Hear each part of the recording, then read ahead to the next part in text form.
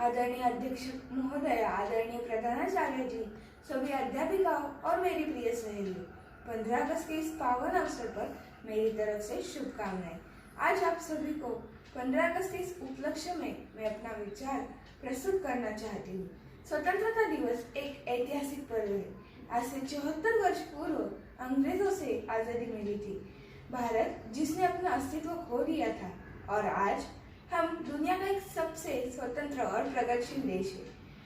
हमारे पास दुनिया का सबसे बड़ा लोकतंत्र है। हम एक परमाणु शक्ति संपन्न देश है। सहेलियों, हम कल के लिए अपने राष्ट्र का भविष्य है। स्वतंत्रता संग्राम से लेकर आज तक हर क्षेत्र में भारतीय महिला सक्षम और सफल है। अनेक महिलाओं ने राष्ट्र निर्माण में अपना सब कुछ न्यौछावर कर दिया है।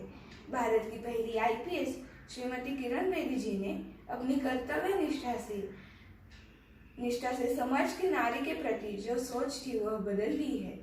यही नहीं, साहित्य, कला, इन क्षेत्रों में तो महिलाओं का योगदान प्रशंसनीय है। आज भी भारत की महिलाओं ने खेल के मैदान में स्वर्णिम इतिहास बनाया है। मीराबाई चानू का मध्यम परिवार में जन्म हुआ और बचपन से वह कड़ी मेहनती थी। वेटलिफ्टिंग में ओलंपिक पदकों का खाता खोल दिया। पीवी सिंधु 21वीं सदी की सबसे प्रसिद्ध भारतीय खिलाड़ी थे। इसीलिए तो सहेलियों, अपने सपनों की राह पर चलना सीखो। अपने सपने पूरे करने के लिए मेहनत करना ही अपना कर्तव्य है। आज हमारा भारत सभी क्षेत्रों में विस्तार कर रहा है और एक क्षेत्र है अंतरिक्ष में उपग्रहों का प्रक्षेपण। साल 2008 में भारत ने पहली बार धरती से चांद का रुख किया था और चांद्रयान 1 के रूप में पहला इंटरप्लैनरी मिशन शुरू किया था। अमेरिका के नील आर्मस्ट्रांग चांद पर उतरे थे और उसके बाद उनके दर्जनों अंतरिक्षयानी वहां जा चुके हैं, लेकिन उन्हें चांद पर पानी की मौजूदगी का पता नहीं लगा। भारत की चांद्रयान 1 मिशन के बाद पानी खोजा गया। और एक विशेष बात है, जो 104 उपग्रह अंतरिक्ष में एक ही समय और एक ही जगह से छोड़े गए थे, उनमें से भारत के 3 थे। हर क्षेत्र में हमारे भारत ने अपनी कामयाबी हासिल की है। इस वर्ष स्वतंत्रता दिवस के उत्सव में हमेशा की तरह धूमधाम नहीं होगी। इसका कारण स्पष्ट है। पूरी दुनिया एक घातक वायरस से जूझ रही है, जिसने जनजीवन को भारी हानि पहुंचाई है और हर प्रकार की गतिविधियों में बाधा उत्पन्न की है।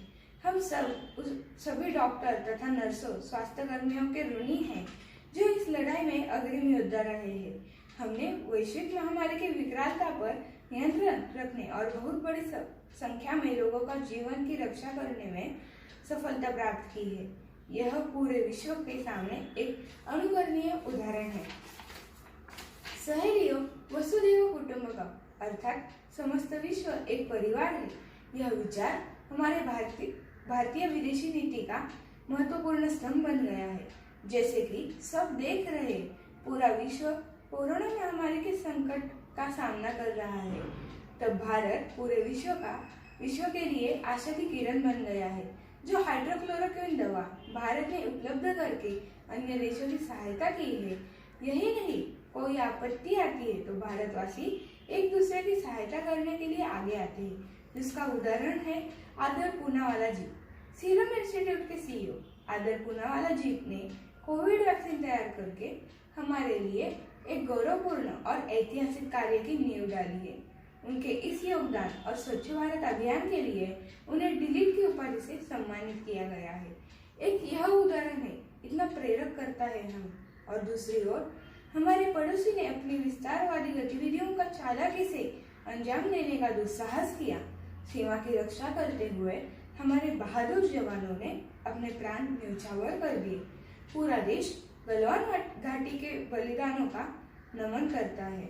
भारत पाकिस्तान और भारत चीन के बीच अक्सर सीमा विवाद की खबरें आती है, लेकिन इस समय देश के 2 राज्यों के बीच सीमा प्रश्न को लेकर विवाद है। असम और मिजो के बीच पिछले 5 दशकों से बॉर्डर पर तानातानी बनी है। इस तरह की परिस्थितियों को देखकर मन में आता है, हम आपस में लड़ बैठे तो देश को कौन संभालेगा? कोई बाहर वाला आके अपने घर से हमें ही निकालेगा। सहेलियों, हमें अपनी भूमि के साथ वादा करना होगा कि हर स्थिति में भारत भूमि के सम्मान और अखंडता की रक्षा करेंगे। आज हमारे सामने अभी भी बहुत सी समस्या है जिन्हें हमें हल करना है। गरीबी, अतिवृष्टि, अशिक्षा और युवा बेरोजगारी जैसी समस्याओं से लड़ना होगा। वर्तमान दौर में पर्यावरण असंतुलन की सबसे बड़ी समस्या जैसे कि ग्लोबल वार्मिंग है, जिसकी वजह से पृथ्वी का तापमान दिन ब दिन बढ़ता रहा है। ऐसे समय हमने पर्यावरण को बचाने के लिए कोई बड़ा कदम नहीं उठाया तो वह दिन भी दूर नहीं जहां हमारा अस्तित्व ही खतरे में पड़ जाएगा। इसका हमें ध्यान रखना है। हम लोगों को चाहिए कि वाहनों का इस्तेमाल कम करें, समय पर वाहनों की पर्यावरण जांच कर ले। इसके साथ साथ हमें पॉलीथीन का प्रयोग पूर्ण रूप से बंद करना होगा। छोटी छोटी बातें हैं लेकिन महत्वपूर्ण है, जैसे हमें हमारा घर, बस्ती और नगर में स्वच्छता सफाई पर ध्यान देना है। सार्वजनिक संपत्ति का सम्मान और रक्षा करना है। हर साल एक पेड़ लगाकर उसका संवर्धन करना। जितनी जरूरत हो उतना ही पानी और खाना इस्तेमाल करना। और आज हम घर से ऑनलाइन पढ़ाई कर रहे हैं तो इस बात पर विशेष ध्यान देना होगा कि अध्यापिकाएं पढ़ाते समय हमें वक्त पर ऑनलाइन क्लास को ज्वाइन करना, बीच में ही लेफ्ट न होना, अन्य विषय की पढ़ाई नहीं करनी। जो पढ़ाई चल रही है उसी पर ध्यान देना। एक दिन ही नहीं बल्कि साल भर अपना कार्य पूरी लगन और सच्ची निष्ठा से करना है।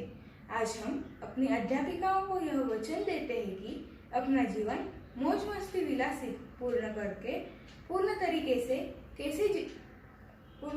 से जीने के बजाय हम कड़ी मेहनत करेंगे।